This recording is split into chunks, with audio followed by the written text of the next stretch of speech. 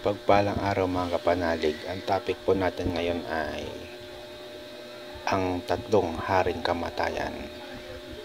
So bago po tayo magsimula ay hiningi ko po sa inyo ang inyong pag-follow sa aking Facebook at sa aking YouTube channel na Ruben M. Nicky Jr. at pakiclick na rin ng subscribe button at notification bell at pakishare na rin para updated kayo lagi sa mga ilalabas ko pang mga video.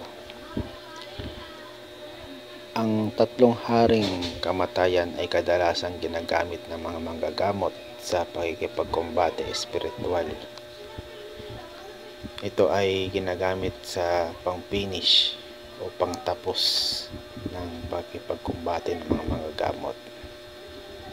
Ang tatlong haring kamatayan na ito ay sila Santo Abal, Santo Lumayos at Santo Lagoste.